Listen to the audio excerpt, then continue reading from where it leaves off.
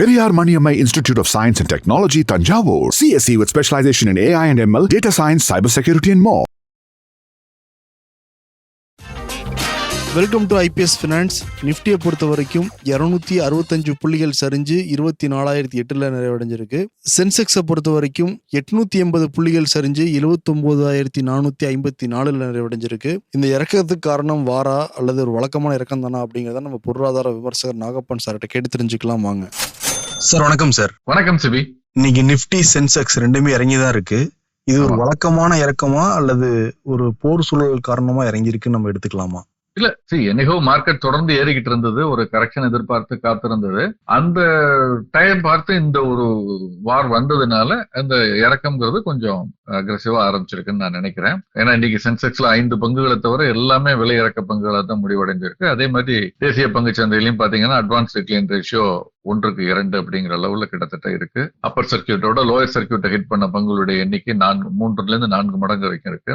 அதே மாதிரி 52 வார உச்சத்தை தொட்ட பங்குகளை விட 52 வார லோவ தொட்ட பங்குகளுடைய எண்ணிக்கையும் கணிசமா அதிகரிச்சிருக்கு. சோ அதே மாதிரி செக்டார் எடுத்துக்கிட்டாலுமே 2 செக்டார், அதை தவிர எல்லா செக்டாருமே மீடியா, பிஎஸ்யூ பேங்க், இது 2 தவிர எல்லாமே இன்னைக்கு இறக்கத்துல முடிவடைஞ்சிருக்கு. ப்ராடர் இண்டெக்ஸ் 100, நிப்டி 100, 200, 500 எல்லாமே இறக்கத்துல. So I think the trend is clear confirmation that it is a downward trend. Reason மெயினா மார்க்கெட் மேல ஏறுறதுக்கு ஃப்ரெஷ்ஷான ரீசன்ஸ் எதுவும் இல்லை. அங்கங்க 1-2 இப்ப பேங்க் செக்டர் ஏறி இருக்குன்னா இப்ப கனரா பேங்க் ரிசல்ட் வந்துச்சு, சில வங்கிகளுடைய முடிவுகள் கொஞ்சம் பாசிட்டிவா இருந்ததுங்கிற அடிப்படையில பொதுத்துறை வங்கிகளுக்கான குறியீடு சின்ன ஏற்றத்துல இருக்கு. பட் அது நாளை கரெக்ட் ஆகுமா எப்படிங்கறதெல்லாம் நம்ம பொறுத்திருந்து பார்க்கணும். இது அன்றாட ஏற்ற இறக்கத்தினுடைய அங்கமா தான் நான் பாக்குறேன். ஒட்டுமொத்தமா பார்க்கும் பொழுது இந்த வாரனுடைய பாதிப்புங்கிறது தெரிய ஆரம்பிச்சிருக்கு. இப்ப இந்த வார் நடந்துகிட்டு இருக்கப்ப என்னென்ன மாதிரி பாதிப்புகள் சார் ஏற்படும்? என்னென்ன செக்டாருக்கெல்லாம் பாதிப்பு ஏற்படும்? என்னென்ன மாதிரி பங்குகளுக்கெல்லாம் பாதிப்பு ஏற்பட வாய்ப்பு இருக்கு? பொதுவாக இது நம்ம ஒரு நாள் நிகழ்வுன்னு முதல்ல நினைச்சது, ஆனா தொடர்ந்து நடந்துகிட்டு இருக்கிறத பார்க்கும்பொழுது கொஞ்சம் ப்ரொலாங்டா இருக்கலாமா அப்படிங்கிற அச்சம் இருக்கு. இன்னைக்கு சண்டிகார்ல 7 மணிக்கு வடக்குல பல இடங்கள்ல ஃபிளைட் கேன்சல்டு, அதே மாதிரி இரவு 7 மணிக்கு மேல விளக்கு அணைக்க சொல்லி இந்த மாதிரி எல்லாம் பல விஷயங்கள் நடந்துகிட்டு இருக்கிறத பாக்குறோம், சைரன்ஸ் ஓடுறதெல்லாம். சோ இந்த மாதிரியான சூழல் தொடர்ந்து இருக்குமானால் சில துறைகள், குறிப்பாக போர்ட்ஸ், குஜராத்தை ஒட்டி இருக்கக்கூடிய நிறுவனங்கள், அந்த நார்த் வெஸ்ட் ஃப்ரான்டியர்ஸ், அந்த பார்டர் ஒட்டி இருக்கக்கூடிய பல நிறுவனங்கள், உதாரணமா அதானி போர்ட்ஸ், அவங்களுடைய ஸ்பெஷல் எக்கனாமிக் ஜோன் அங்க இருக்குது, முந்திரால இருக்கு, அது ஒண்ணு. அதே மாதிரி ரிலையன்ஸ் இண்டஸ்ட்ரீஸ், இவங்களுடைய பிளான்ட் பெட்ரோகெமிக்கல் மேஜர் யூனிட் அங்க இருக்குது குஜராத்ல. NHPC இவங்களுடைய மொத்த ஹைட்ரோ பவர் ப்ரொடியூசர், இதுல ப்ரொடக்ஷன்ல 1/3 பங்கு அங்க இருந்தா ஜம்மு அண்ட் காஷ்மீர்ல இருந்து வருது, hydro projects. Power grid corporation, இதெல்லாம் ராஜஸ்தானை ஒட்டி இருக்கக்கூடிய நிறுவனங்கள், காஷ்மீர்ல இருக்கக்கூடிய நிறுவனங்கள், குஜராத்ல, பஞ்சாப்ல. வேதாந்தாவுடைய கைன் ஆயில் ஃபீல்டு ராஜஸ்தான்ல இருக்கு, அதே மாதிரி அவங்களுடைய பவர் பிளான்ட் பஞ்சாப்ல இருக்கு. இது நிறைய நிறுவனங்கள், Shree cement, Tata chemical, HPCL, இந்த மாதிரி பல நிறுவனங்களுடைய இதெல்லாம் அங்க இருக்குது. சோ ஒருவேளை அக்ரெசிவா போனால், இப்ப ஆஸ் ஆஃப் நவ் ஒன்னும் பிரச்சனை இல்லை, பட் ஆனால் இதெல்லாம் அக்ரெசிவ் ஆகும் பொழுது இதெல்லாம் பாதிக்கப்பட வாய்ப்பு இருக்குது அப்படிங்கறத நான் பாக்குறேன். பாதிக்கப்பட்ட நிறுவனங்களை பத்தி பாக்குறோம் சார். காலையில ஒரு செய்தி சேனல்ல பார்த்தேன், இந்த சமயத்துல கூட இந்த ராணுவ தளவாடங்கள் அந்த நிறுவன பங்குகள் எல்லாமே ஏறிக்கிட்டு இருக்கு அப்படின்னு. சென்ற வாரமும் அதை பத்தி பார்த்தோம். போர்ஜிங், அந்த துறை சார்ந்த ராணுவ தளவாட நிறுவனங்கள், போர்ஜிங்ல இருக்கக்கூடிய நிறுவனங்கள், இந்த உதிரி பாகங்கள் தயாரித்து கொடுக்கக்கூடிய நிறுவனங்களுடைய பங்குகள் அதிகரித்துக் கொண்டிருக்கிறது அப்படின்னு. இதெல்லாம் ஒரு ஊகத்தின் அடிப்படையில இப்போ இவங்க உடனடியாக இன்னைக்கு தயார் பண்ணி அடுத்த ஒரு நாளுக்குள்ள 2 நாளுக்குள்ள ஒரு வாரத்துக்குள்ள அனுப்ப முடியுமா அப்படிலாம். சோ இது எனக்கு எவ்வளவு, ஆனால் நிச்சயமா ஒரு உட்கட்டுமானம், சில உதாரணமா ஜம்மு அண்ட் காஷ்மீர்ல செனாப் சில நதிகளை ஒட்டி டேம் கட்ட போறோம், ஹைட்ரோ எலக்ட்ரிக் பவர் ப்ரொடியூஸ் பண்ண போறோம்னு அனௌன்ஸ் பண்ணியிருந்தாங்க. அந்த மாதிரி ப்ராஜெக்ட்ஸ் வரும்பொழுது கன்ஸ்ட்ரக்டிவா அதுல நிறைய ஆதாயம் இருக்க வாய்ப்பு இருக்கு. அந்த மாதிரியான ஒரு அடிப்படை உட்கட்டுமான துறையை சேர்ந்த பங்குகள், அதை துணையாக இருக்கக்கூடிய ஸ்டீல், சிமெண்ட், இந்த மாதிரி நிறுவனங்கள், அந்த பங்குகள்ல அதே மாதிரி இந்த பவர் செக்டார் சார்ந்த பங்குகள், அதுக்கு உதிரி பாகங்கள் தயாரித்து கொடுக்கக்கூடிய நிறுவனங்கள், அதுக்கு ஒரு பாசிட்டிவான இம்பாக்ட் இருக்கும். கன்ஸ்ட்ரக்டிவான ஒரு விஷயத்துல அந்த ஆங்கிள் நான் பாக்குறேன். இந்த போர் சம்பந்தப்பட்ட இந்த டிஃபென்ஸ் ஸ்டாக்ஸ்ங்கிறது ஒரு ஹைப்பா தான் எனக்கு தோணுது தனிப்பட்ட முறையில. சில பேர் இந்த டிஃபென்ஸ் செக்டார் சார்ந்த மியூச்சுவல் ஃபண்ட் கூட ஒண்ணு வந்தது, அதோடைய நிலைமை இன்னைக்கு எப்படி இருக்குங்கிறத நம்ம கவனிச்சு பார்க்கணும். ஓகே, இது தற்காலிகமான ஒரு விஷயமா தான் இருக்கும்னு உலகம் முழுவதும் நம்புகிறது, நானும் நம்புறேன். இதுல இருந்து வெளிவந்துருவோம்னு, நல்ல விதமாக வெளிவந்துருவோம்னு நினைக்கிறேன். அதுதான் எல்லா நாடுகளுக்குமே நல்லது. அந்த அடிப்படையில நம்ம நீண்ட கால அடிப்படையில பலன் அடிக்கக்கூடிய பங்குகள் என்ன, கன்ஸ்ட்ரக்டிவா, அதைத்தான் நம்ம பார்க்கணும். சார் இப்ப இந்த எஸ் பேங்க் விற்க போறாங்க இல்லன்னு தகவல் சுத்திட்டு இருந்துச்சு முன்னாடி. எஸ் பேங்க் விற்க போறாங்களா சார்? அதிகாரப்பூர்வ தகவல் ஏதாவது வந்திருக்கா? அதிகாரப்பூர்வமான தகவல் இப்ப வந்திருக்கு. நான் அதைத்தான் முதல்ல சொன்னேன். போன வாரம் இந்த வாரம் தான் நினைக்கிறேன் நடுவுல வந்து வெளிவந்த பொழுது இதெல்லாம் உறுதி செய்து கொள்ளணும்னு சொல்லியிருந்தேன். இதை பத்தி அந்த நிறுவனத்திடம் செய்தித்தாள்கள்ல வந்திருக்கேன்னு கேட்ட பொழுது அவங்க சொன்னாங்க, நாங்க வந்து தொடர்ந்து வந்து ஸ்டேட் பேங்க் சொன்னாங்க இதுக்கான முயற்சிகளில் ஈடுபட்டு வருகிறோம், அதனால வந்து ஈடுபடவே இல்லைன்னு சொல்ல முடியாது, பட் இது நிகழும் பொழுது நாங்க முறையாக தெரிவிப்போம். அதனால இந்த நிறுவனத்தோட தான் நெகோசியேட் பண்றோமா, என்ன விலைக்கு பண்றோம், அந்த நிறுவனத்தோடு பண்றோமா, பல பேரோடு நாங்க பேசிக்கிட்டு இருந்தோம், என்ன முடிவடையும் போது சொல்றோம்னு சொல்லியிருந்தாங்க. அதனாலதான் நான் சொன்னேன், எப்போதுமே bseindia.com அல்லது nsindia.com அவங்களுடைய இணையதளத்துல போயோ அல்லது அந்த கன்சர்ன்ட் பேங்கினுடைய இணையதளத்துல போய் அவங்களுடைய ஃபார்மல் அறிவிப்பு இருந்தால்தான் அதை நம்பணும்னு சொல்லியிருந்தேன். அது இன்னைக்கு ஃபார்முலா வந்திருக்கு. State Bank of India stock எக்ஸ்சேஞ்சஸ்க்கு எழுதி இருக்கக்கூடிய கடிதத்துல கிளியரா போட்டிருக்காங்க, the executive committee of central board ECCB சொல்லுவாங்க of the bank in the meeting held on 9th May 2025 has accorded approval to disinvest the number of shares of Yes Bank Limited being equivalent to 13.19% approximately to Sumitomo Mitsui Banking Corporation at rupees 21.50 per share அப்படின்னு சொல்லியிருக்காங்க. So 21 ரூபாய் 50 பைசா அப்படிங்கிற விலையில அவங்க வந்து இந்த பங்கை விற்கிறாங்க. ஸ்டேட் பேங்க் இருக்கிறது வந்து இதை விட அதிகம், கிட்டத்தட்ட அவங்கள்ட்ட 24% ஸ்டேக் இருக்கு. அதுல இப்ப விற்க போறது 13.19% தான் விற்கிறாங்க. இது என்னுடைய கருத்து. நான் என்ன நினைக்கிறேன்னா, நிறைய ரெகுலேட்டரி இஷ்யூஸ் இருக்கு. ஒவ்வொருத்தரும் வெளிநாட்டு வங்கிகள் இவ்வளவு பங்கு வச்சுக்கலாம், இவங்க இவ்வளவு வச்சுக்கலாம் இருக்கு. பங்கு சந்தையில் பட்டியலிடப்பட்டிருக்கக்கூடிய நிறுவனத்துக்கு சில கட்டுப்பாடுகள் இருக்கு. அதனால இப்படி பண்றாங்களான்னு தெரியல, நம்ம பொறுத்திருந்து பார்க்கணும். ஏன் 13.19ன்னு மிச்ச பங்கை கையில வச்சுக்கிறாங்க. சோ இது 29 ரூபாய் 50 பைசா. இதன் மூலமாக ஸ்டேட் பேங்குக்கு வந்து கிட்டத்தட்ட 8,889 கோடி ரூபாய் பணம் கன்சிடரேஷனா வந்து சேரும். 8,889 கோடி ரூபாய்ங்கிறது கணிசமான ஒரு தொகைன்னு வச்சுக்கோங்களேன். அது வந்து அவங்களுக்கு வந்து சேரும் ரொக்கமா தான் இருக்கும்னு நினைக்கிறேன் மோஸ்ட்லி. சோ அது வந்து அடுத்து பாத்தீங்கன்னா இது இந்த 13 போக இன்னொரு 10% இருக்கு. அப்ப அதனுடைய வேல்யூ நீங்க என்னங்கிறத பெருக்கி பாத்துக்கோங்க. இது மட்டுமல்ல, வேறு சில நிறுவனங்களும் இதுல இந்த எஸ் பேங்க்ல பங்குகள் வைத்து இருக்கிறார்கள். ஆக்சிஸ் வங்கி, கோட்டக் மஹிந்திரா வங்கி, ICICI வங்கி, HDFC வங்கி, இவங்க எல்லாம் ஒன்று சேர்ந்து 7%க்கு மேல ஸ்டேக் வச்சிருக்காங்க. இது போக பிரைவேட் ஈக்விட்டியில அட்வென்ட் இன்டர்நேஷனல்னு சொல்லி அவங்க ஒரு 9% அண்ட் கேரளன் இன்னொருத்தர் வந்து 6% இந்த மாதிரி வச்சிருக்காங்க. அவங்க என்ன பண்ண போறாங்கன்னு தெரியல. LIC life insurance corporation of India கிட்டத்தட்ட 4% கிட்ட வச்சிருக்காங்க எஸ் பேங்க்ல. அவங்க எல்லாம் என்ன பண்ண போறாங்கிறத நம்ம பொறுத்திருந்து பார்க்கணும். ஒரு வேல்யூ அன்லாக்கிங்கிறது ஹேப்பன் ஆயிருக்கு. ஒரு அழிந்து போகக்கூடிய சூழல்ல இருந்த ஒரு வங்கியை எடுத்து இன்னைக்கு அதை நிமிர்ந்து வைத்து எப்படி சத்தியம் கம்ப்யூட்டர்ஸ் பண்ணாங்களோ அந்த மாதிரி இதை பண்ணிருக்காங்க. அப்கோர்ஸ் இதுல ஃப்ராட் பண்ண ப்ரொமோட்டர்ஸுக்கு பனிஷ்மெண்ட் கிடைச்சதா, அவர் என்ன ஸ்டேட்டஸ்ல இருக்காங்கிறதெல்லாம் இன்னொரு விவாதத்துக்கு உட்பட்டது. பட் பொதுமக்கள் முதலீட்டாளர்கள் இதுல பெரிய அளவு பாதிக்கப்படாமல் அவர்களை காப்பாற்றி கொண்டு வருவதற்கான முயற்சி எடுக்கப்பட்டு இன்னைக்கு வந்திருக்கு. சுமிட்டோமோ பேங்க் அப்படிங்கிறது சர்வதேச அளவுல மிகப்பெரிய பேர் பெற்ற ஒரு வங்கி. சோ அது வந்து நிச்சயமா நீண்ட கால அடிப்படையில இந்த இதுக்கு ஒரு பாசிட்டிவான இம்பாக்ட் ஏற்படுத்துவாங்கன்னு நம்ம நம்புவோம். நடக்குமாங்கிறதெல்லாம் நமக்கு தெரியாது. இந்த விலை நியாயமான விலையா, இதை விட நாளைக்கு இறங்குமா ஏறுமாங்கிறதெல்லாம் தெரியாது. இன்னைக்கு தேதிக்கு இந்த பங்கினுடைய விலை அப்பர் சர்க்கியூட்டை ஹிட் பண்ணி, இந்த செய்தி வெளியானது ஒரு 3:45 மணிக்கு மேலதான் சந்தை முடிவடைந்து போஸ்ட் க்ளோசிங் செஷன் சொல்லுவோம். 3:40 4 மணி வரைக்கும் நடக்கும். அந்த காலகட்டத்தில் இது வெளியானது.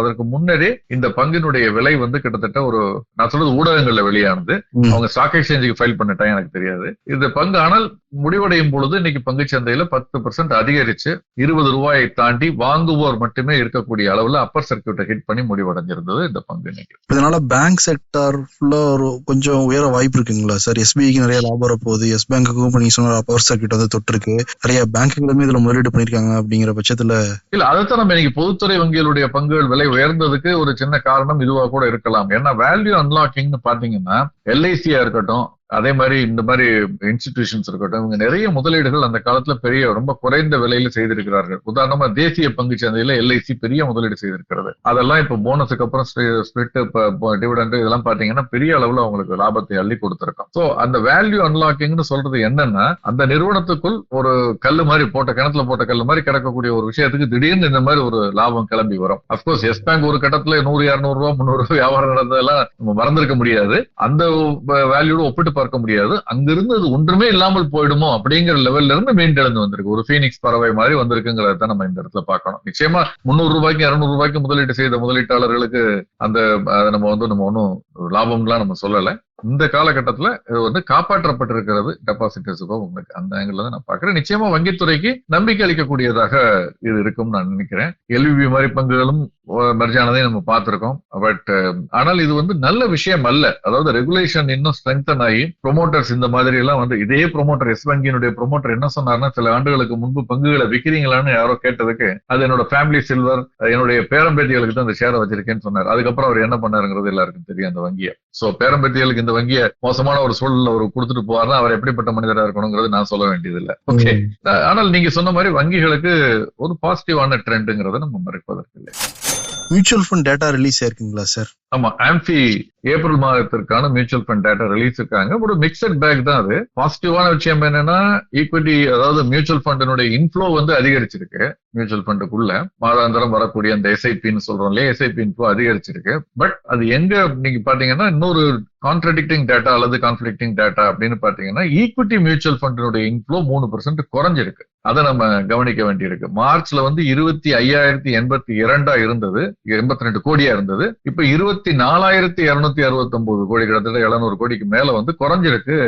அதுல ஈக்விட்டி மியூச்சுவல் ஃபண்டோட இன்ஃப்ளோ என்ன காரணம்னா வந்து மியூச்சுவல் ஃபண்ட் ஈக்விட்டி இன்ஃப்ளோ குறைஞ்சு ஆனால் ஒட்டுமொத்தமா எஸ்ஐபி கூடி இருக்கு அப்படின்னு பார்க்கும் பொழுது முதலீட்டாளர்கள் பங்குச்சந்தையினுடைய அந்த அதீத ஏற்ற இறக்கம் காரணமாக ஈக்விட்டியில ஒரு லாபத்தை ஒரு பகுதியை பதிவு செய்து ஒருவேளை டெட்டுக்கு மாறி, ஏன்னா டெட் மியூச்சுவல் ஃபண்ட்ல ஷிஃப்ட் ஆயிருக்கு. சோ இந்த இது ஒட்டுமொத்தமாக குறையல, ஈக்விட்டியில குறைஞ்சிருந்தா கூட ஒட்டுமொத்தமாக கூடி இருக்கு. அப்ப டெட் மியூச்சுவல் ஃபண்டுக்கு வந்து இதனுடைய பங்களிப்பு அதிகமா இருக்கு. மியூச்சுவல் ஃபண்ட்ல அவங்க ஷிஃப்ட் ஆயிருக்காங்கிறத பார்க்க முடிகிறது. பட் என்ன கவனிக்கணும்னா, பெரிய மாற்றங்கள் இல்லை. 6 மாதத்திற்கு மேல் பங்குச்சந்தை அதீத ஏற்ற இறக்கங்களோடு இதுல பெரும்பகுதி இறக்கத்துல இருந்த போது கூட முதலீட்டாளர்கள் வந்து இந்த இறக்கத்தை எல்லாம் நமக்கு சாதகமாக பயன்படுத்திக் கொள்ள வேண்டும் அப்படிங்கிற ஒரு முடிவுக்கு வந்திருப்பதாகவே தெரியுது. மார்ச் மாத டேட்டா எஸ்ஐபி ஸ்டாப்பேஜ் டேட்டா எல்லாம் கொஞ்சம் நெகட்டிவா இருந்தால் கூட எதிர்பார்த்த அளவுக்கு மிக மோசமானதாக இல்லை. அதை தாண்டி இப்ப ஏப்ரல் மாத டேட்டா கொஞ்சம் நம்பிக்கை அளிப்பதாக இருக்கிறது. என முதலீட்டாளர்கள் வந்து இந்திய பொருளாதாரத்தின் மீது, இந்திய நிறுவனங்கள் மீது நம்பிக்கை வைத்து இந்த இறக்கத்தை எல்லாம் நீண்ட கால அடிப்படையில் ஒரு வெல்த் கிரியேஷனுக்கான ஒரு வாய்ப்பாக பயன்படுத்திக் கொள்கிறார்கள் என்பதை நம்ம இங்க பார்க்க முடிகிறது. ஓகேங்க சார். நான் நினைச்சேன் இந்த ஐபிஎல்ல தொடர்ந்து வந்து மியூச்சுவல் ஃபண்ட் முதலீடு பண்ணுங்க அப்படிலாம் விளம்பரம் வந்துகிட்டே இருக்கும், இன்க்ரீஸ் ஆயிருக்குமோ அப்படின்னு நினைச்சேன் சார். கடைசியில் ஐபிஎல் நிறுத்திட்டாங்க ஒரு வாரத்துக்கு. போர் காரணமா நிப்பாட்டி வச்சிருக்காங்க. ஆமா ஆமா ஆமா. Okay sir. Gold, silver, crude oil அதோட பிரைஸ் எல்லாம் எப்படிங்க சார் இருக்கு? கோல்டு பொறுத்த வரைக்கும் வந்து கோல்டு அண்ட் சில்வர் கொஞ்சம் slightly weak. But crude oil வந்து 1% மேல உள்ளூர் சந்தையில ஏறி இருக்கு. சர்வதேச சந்தையிலையும் அதே மாதிரி வந்து கோல்டு அண்ட் சில்வர், ஆனா கோல்டு அண்ட் சில்வர்ல பெரிய மாற்றங்கள் இல்லை, சின்ன ஏற்றம். உள்ளூர் சந்தையில இறங்கி இருந்தால் கூட இன்டர்நேஷனல் மார்க்கெட்ல அவ்வளவு இறக்கம்லாம் இல்ல. க்ரூட் ஆயில் மட்டும் ஒரு 2% கிட்ட ஏறி இருக்கு. திரும்ப $61 தாண்டி விட்டது. உங்க ஞாபகம் இருக்கு, $54 லெவலுக்கு வந்தது ஒரு வாரத்துக்குள்ள. இப்ப பாத்தீங்கன்னா $61 கிட்டத்தட்ட அங்க இருந்து ஒரு 7-8-9% கிட்ட அதிகரிச்சிருக்கு. இன்னைக்கு மட்டும் 2% அதிகரிச்சு ட்ரேட் ஆகிட்டு இருக்கு.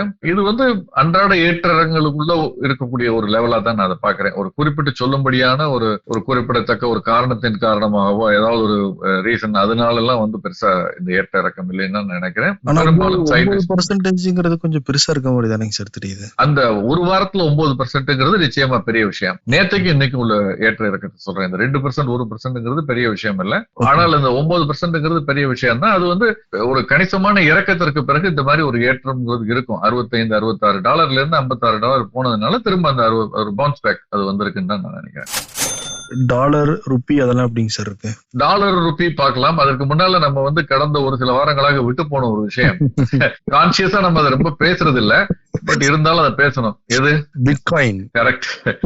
பிட்காயின் 1 லட்சத்தை மீண்டும் தாண்டி இருக்கிறது. 1,03,000. நம்ம ஒரு மாதத்திற்கு முன்பு, 1.5 மாதத்துக்கு முன்பு கூட பாத்தீங்கன்னா கணிசமாக இறக்கத்தை சந்தித்து, ஏன்னா ஜனவரியில 1 லட்சத்தை தாண்டியது, மீண்டும் 80,000க்கு கீழே வந்தது. இப்ப அதுல இருந்து ஒரு 20-25% கிட்ட ஏறி திரும்ப 1 லட்சத்தை தாண்டி இருக்கிறது. 1,03,394. என்ன ட்ரம்ப் பண்ற இந்த ஒரு அன்சர்டனிட்டி, டாலர் வீக்கனிங், இந்த மாதிரி காரணங்களால மீண்டும் பிட்காயின் மீது நாட்டம் அதிகரித்திருப்பதாக தெரிகிறது. குறிப்பிடத்தக்க காரணங்கள்னு வேற எதுவும் எனக்கு தனியா தெரியல. பட் கரன்சி பாத்தீங்கன்னா வந்து தொடர்ந்து டாலருடைய மதிப்பு உயர்ந்துகிட்டு இருந்துச்சு இல்லையா இந்தியாவுல 2-3 நாட்களாகவே. பாத்தீங்கன்னா இந்த வார துவக்கத்துல 84க்கு கீழே ஒரு 83.95 வந்தால் கூட 2-3 நாட்களா ஏறிக்கிட்டு இருந்துச்சு. இன்னைக்கு மீண்டும் ஒரு சின்ன இறக்கத்துல பக்கவாட்டு நகர்தல்னு சொல்லலாம், பட் இறக்க டவுன்வர்ட் ட்ரெண்ட்ல ஒரு 8 பைசா இறக்கத்துல $85.71 அப்படின்னு முடிவடைஞ்சிருக்கு. இன்டர்நேஷனல் மார்க்கெட்லயும் வந்து டாலர்ல பெரிய சேஞ்சஸ்னு ஒன்னும் குறிப்பிடத்தக்க சேஞ்சஸ் எதுவும் இல்லை. பிட்காயின் மட்டும் இது வரைக்கும் புரியாத புதிரா தான் சார் இருக்கு. ஆமா, வேற ஏதாவது Q4 ரிசல்ட் வந்திருக்குங்களா? பல முடிவுகள் தொடர்ந்து வந்துகிட்டு இருக்கு. ஒரே ஒரு முடிவு மட்டும் நான் இப்ப குறிப்பா சொல்ல விரும்புறேன். ஸ்விக்கி அவங்களுடைய 4ஆம் காலாண்டு லாபம் இல்லை, நிகர நஷ்டம் 2 மடங்காக அதிகரித்திருக்கிறது. 1081 கோடி அப்படின்னு சொல்லியிருக்காங்க. சென்ற ஆண்டு 4ஆம் காலாண்டு 2023-24 மார்ச் மாதம் 2024 முடிவடைந்த காலாண்டிற்கு 554 கோடி ரூபாய் அப்படின்னு இருந்தது. அது வந்து நெட் ப்ராஃபிட் அப்படின்னு அவங்க சொல்றாங்க. பட் இப்ப பாத்தீங்கன்னா நெட் லாஸ் ஆஃப் 1081 crores அப்படிங்கறத சொல்லியிருக்காங்க. சோ இது but of course revenue from operations increase ஆயிருக்கு. நம்ம கவனிக்க வேண்டியது, இந்த மாதிரி நிறுவனங்கள்ல நஷ்டம் தொடர்ந்து அதிகரிச்சுக்கிட்டு இருக்குன்னா கேஷ் ஃப்ளோ ப்ராப்ளம் வரும். சோ இதை எப்படி அவங்க சமாளிக்க போறாங்க? ஃபர்தர் ரைட்ஸ் இஷ்யூ வருவாங்களா, அல்லது ஃபர்தரா ஃபண்ட் ரைஸ் பண்ணுவாங்களா, எப்படி பண்ணுவாங்க என்னங்கிறது தெரியல. ஏன்னா 1000 கோடிக்கு மேல தொடர்ந்து இப்ப நஷ்டம் வந்திருக்கு அப்படிங்கும் பொழுது இது கொஞ்சம் கவனிக்க வேண்டிய ஒரு விஷயமா இருக்கு. அப்கோர்ஸ் ஒரு 5 ரூபாய் 10 ரூபாய் டெலிவரி சார்ஜ் ஏத்தினா கூட இன்னைக்கு இருக்கக்கூடிய யூசர் பேஸ்ல இதை ஓரளவு தறிக்கட்ட முடியும் அவர்களால். பட் எப்படி கையாள போகிறார்கள் என்பதை நம்ம பொறுத்திருந்து பார்க்க வேண்டும். ஐபிஓ, ஸ்விக்கின்னு ஐபிஓ ஞாபகம் வந்தது. ஐபிஓல பாத்தீங்கன்னா வர்ச்சுவல் கேலக்சி இன்ஃபோடெக் லிமிடெட்னு ஒரு SME ஐபிஓ. இது இன்று துவங்கி 14ஆம் தேதி முடிவடைகிறது. விலைப்பட்டியல் 135 142, குறைந்தபட்ச விண்ணப்பம் 1000 பங்குகள், இஷ்யூ சைஸ் 93 கோடி. ஓகே, ஆனால் ஆல்ரெடி இப்ப இன்னைக்கு பாத்தீங்கன்னா உங்களுக்கு தேவைப்பட்டதுல ஒரு 25% மேல வந்துருச்சு. நாளை மறுநாள் எப்படி இருக்குங்கிறத நம்ம போக போக பார்க்கலாம். Fine sir. நாளைக்கு நிறைய கேள்விகள் கேட்டிருக்காங்க சார், அதை பத்தி நம்ம டிஸ்கஸ் பண்ணலாம் சார். நிச்சயம் டிஸ்கஸ் பண்ணலாம். அப்பொழுது கூகுள் ட்ரெண்ட்ஸ் அப்படிங்கறத எனக்கு நினைவுபடுத்துங்கள். இதை நம்ம முதலீட்டாளர்களுக்கு இதை பத்தி நம்ம கட்டாயம் பேசணும். ஒரு கூகுள் ட்ரெண்ட்ஸ் அப்படிங்கிற ஆன்லைன் ஒரு டூலை யூஸ் பண்ணி அதை நம்ம எப்படி முதலீட்டு இருக்கும், நம்முடைய ஒரு கருத்து உருவாக்கத்திற்கும், நமக்கு ஒரு இன்வெஸ்ட்மெண்ட்டுக்கு எப்படி அதை பயன்படுத்தலாம், இந்த டூலை பயன்படுத்தி அப்படிங்கறத பத்தியும் நாளைக்கு நம்ம முடிஞ்சா பேசுவோம். நிச்சயம் சார், நிச்சயம் sir. Thank you so much sir. நன்றி.